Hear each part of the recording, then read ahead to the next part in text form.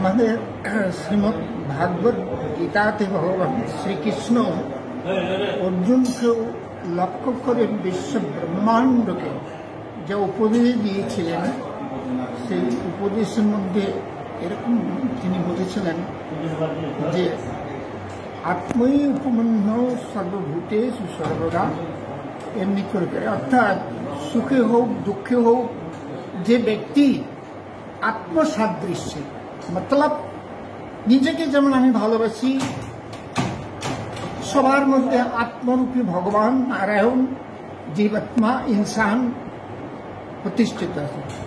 আমাকে যেমন আমি ভালোবাসি সেরকম সবাইকে, তাই সর্বভূতাত্ম ভূতাত্মা যিনি হয়েছেন তিনি পরের সুখে সুখী পরের দুঃখে দুঃখী না হয়ে থাকতে পারেন না, কেননা তার মধ্যে কোনো আপন পর ভেদ নাই।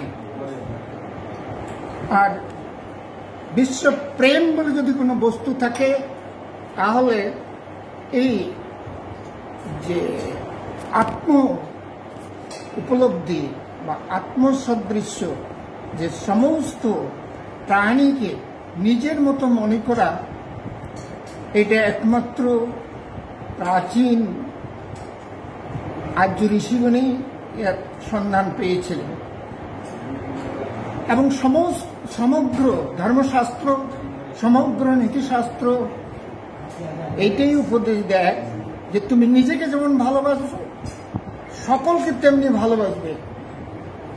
প্রশ্ন হচ্ছে, কেন আমি অপরকে নিজের মতো ভালোবাসবো? এই নীতির ভিত্তিটা কি? এই নীতি, অনেকের মতে এই নীতির ভিত্তি হচ্ছে যে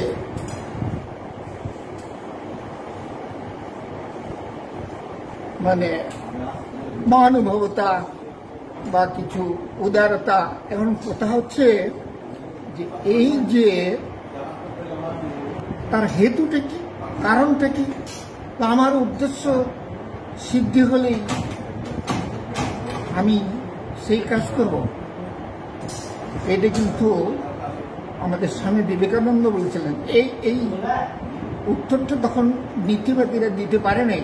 বলছে নিঃস্বার্থপরতা সাহিত্যে এটা সুন্দর হতে পারে, কিন্তু সেটা তো যুক্তি নয়। আমাকে যুক্তি দেখাও। তো যুক্তিটা কি? এটার উত্তর একমাত্র হিন্দু এবং হিন্দু যে বেদ, এটার উত্তর দিয়েছেন। আর্য ঋষিগণের উত্তর দিয়েছিলেন। এটার উত্তর তিনি বৃহৎনারদ আরণ্য উপনিষদে দিয়েছিলেন। কি বলেছিলেন? নবা অরে লোকানাং কামায় ভবন্তি, এমনি করে। অর্থাৎ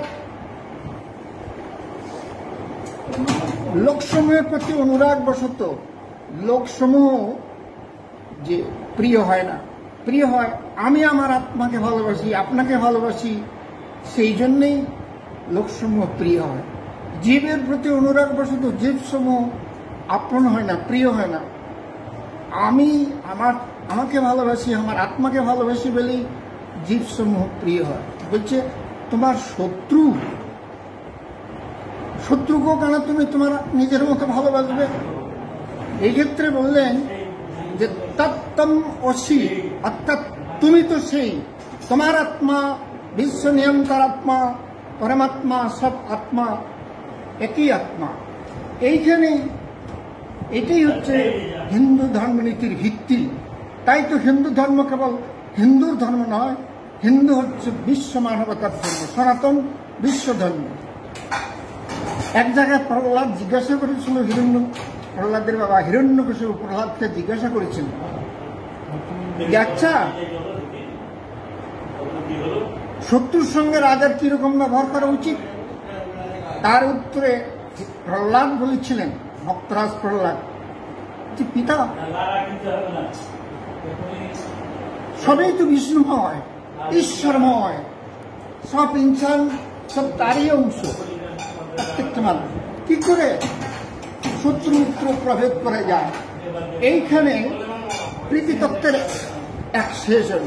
অর্থাৎ এই এক কথাতেই সকল ধর্মের মধ্যে হিন্দু ধর্মের শ্রেষ্ঠত্ব প্রমাণিত। এটা বলেছিলেন সাহিত্য সম্রাট বঙ্কিমচন্দ্র চট্টোপাধ্যায় যে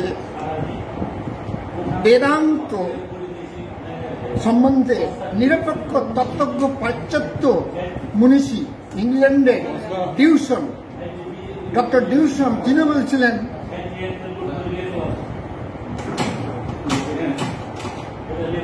তিনি এরকম বলছিলেন, the highest and the purest morality is the immediate, the conquest, the Vedanta, the gospel speaks quite correctly as the highest law of morality.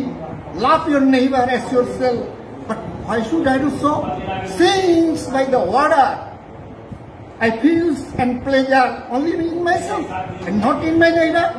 The answer is not in the Bible, but it is in the Vedas, in the great formula that the word Tattamasi. এই মহানুভবতার সূত্রেই এই দান, এই সেবা, প্রত্যেক ইনসান, প্রত্যেক মানুষকে নিজের মতো ভালোবাসে, এই সত্যে, এই নীতিতে, এই নীতির ভিত্তিতে এই কাজ করতে হয়, করা উচিত।